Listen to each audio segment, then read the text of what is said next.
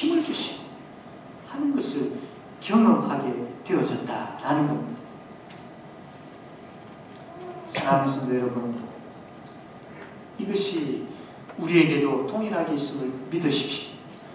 이 경험을, 이 은혜를 우리도 동일하게 경험하게 되어지는 저와 여러분 되어지기를 바랍니다. 오라 하고 탄식하는 그 자리에 예수님의 은혜가 있습니다. 애통하며 회개하는 그 자리에 예수님의 위로하심과 예수님의 능력이 있습니다.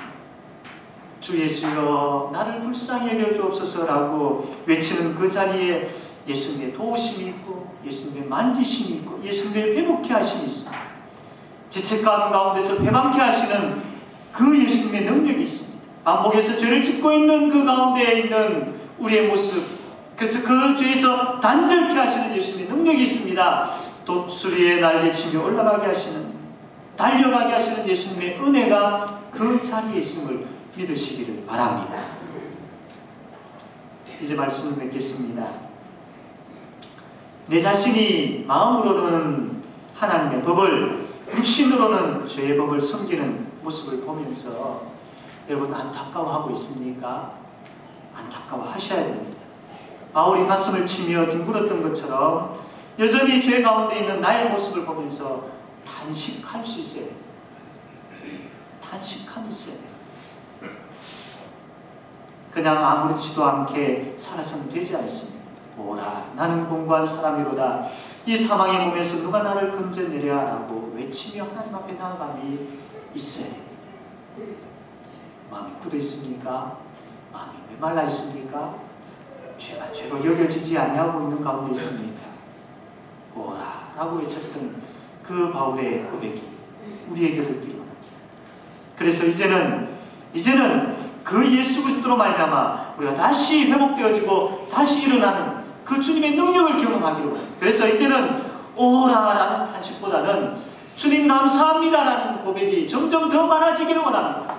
과거에는 오라라는 그 탄식으로 갈등했던 그 모습, 이제는 예수 그리스도의 은혜와 그분의 능력으로 말미암아 주님 감사합니다. 주 예수 그리스도로 말미암아 내가 하나님 앞에 감사하노라라는 그 고백이 우리에게 더 많아지기를 원합니다. 그래서 이제는 그 감사를 가지고 찬양하며 죄와 싸우며 승리하는 그런 우리 모든 성도들이 다 되어지기를 바랍니다. 우리에게는 소망 되시고 우리에게는 힘이 되시고 능력이 되시는 예수 그리스도 그분이 계시지 않습니까? 이 시간 우리가 우리의 소망이 되시고 우리의 기쁨이 되시는 예수 그리스도 그분을 찬양하기를 원합니다. 찬송가 91장입니다. 91장 가사를 깊이 생각하면서 우리가 찬양합시다. 슬픈 마음 있는 사람 예수 이름 믿으면 영원토록 변함없는 기쁜 마음으로 예수의 이름은 세상의 소망이요 예수의 이름은 천국의 기쁨이 있어요. 우리가 그 예수님을 고백하며 탄식하며 나아가는 그 자리, 그 예수님의 은혜와 예수님의 능력과 이루 말할 수 없는 예수님의 그 놀라운 사랑을 깊이 경험함으로 인하여서 다시 한번 결단하고 이제는 죄와 싸워 승리하는 삶을 살겠습니다라고 고백하는 우리 모두가 되기를 바랍니다. 찬양하겠습니다.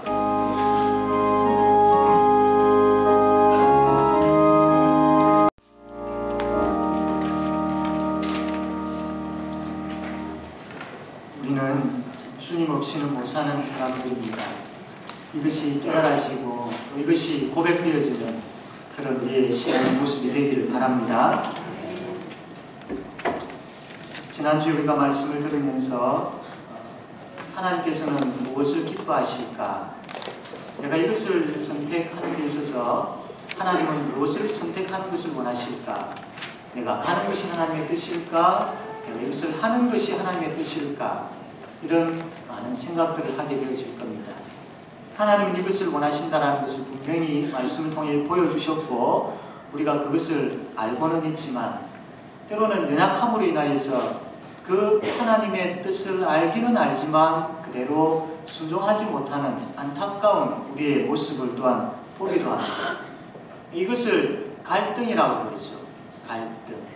한자로 보게 되어지면 이 갈자가 칡갈자의 등자가 등나무 등자입니다. 칡과 등나무는 모두 이 대를 갈마서 올라가는 그런 성질이 있는데, 이 칡은 오른쪽으로 휘어감는 성질이 있고 등나무는 왼쪽 방향으로 감아서 올라가는 성질이 있습니다. 그러면 칡하고 등나무하고 만났을 때에 어떻게 되겠습니까? 서로 얽히고 설키는 그런 것이 되겠죠. 이것을 갈등이라고 합니다. 칡갈자, 등나무 등자.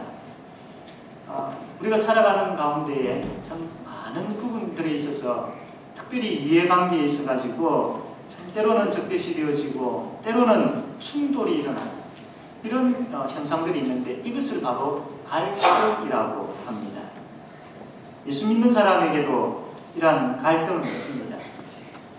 하나님께서 말씀하신 것, 이것이 내 앞에 분명히 있는데 현실적으로 이것을 어떻게 내가 적용할 것이며 어떻게 내가 순종할 것인가, 참 어렵다, 힘들다, 이런 갈등들이 있을 수 있다는 겁니다. 바울도 오늘 말씀 보게 되어지면 참 많은 갈등을 하고 있는 것을 보게 됩니다. 특별히 바울은 그 갈등 중에 죄에 대한 갈등을 하고 있는 것을 봅니다. 우리 성도들이 갈등하고 있는 대부분의 그 내용들은 죄와 관련되어 있는 것임을 알 수가 있습니다.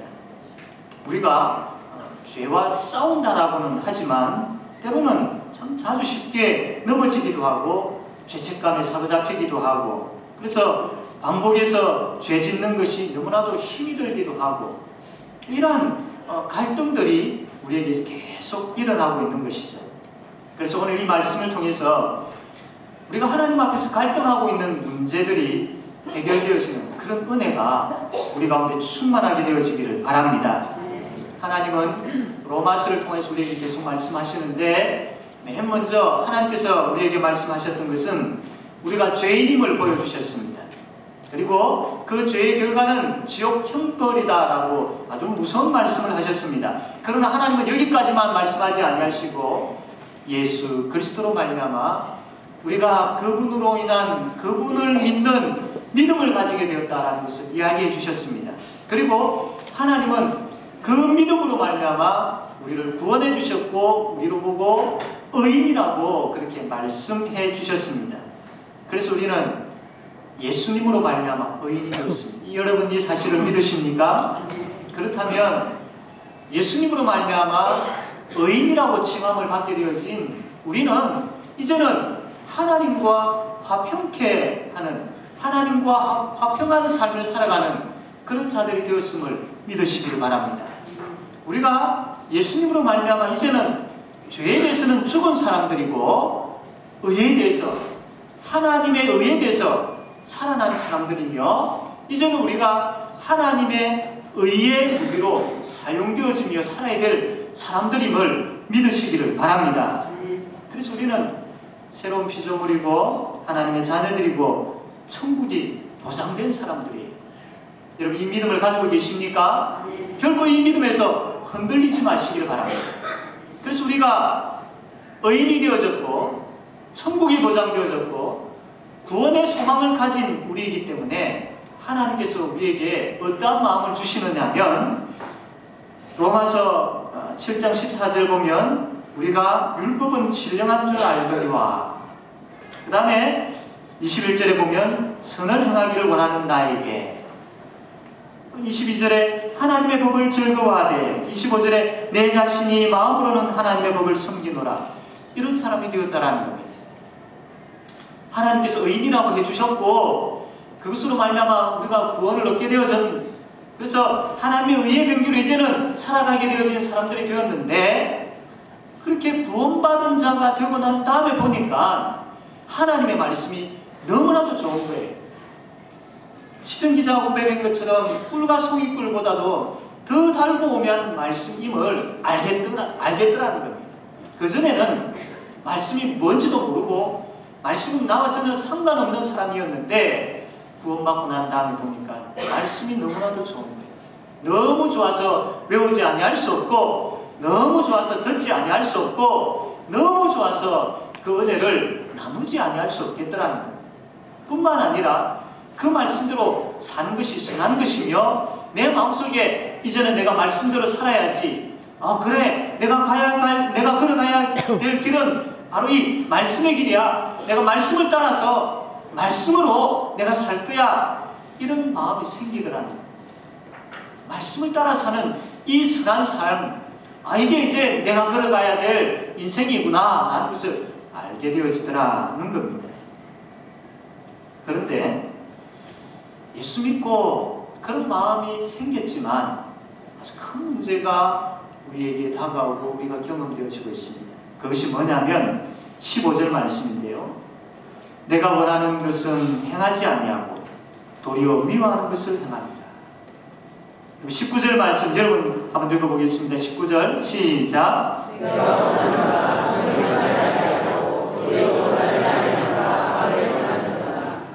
여러분 어떻습니까?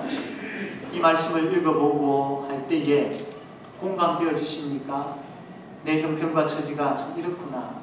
내가 참 신앙생활을 잘 하고 싶은데 하나님의 말씀을 붙잡고 내가 살고 싶은데 실제 삶의 현장에서 그렇게 살지 못하고 있는데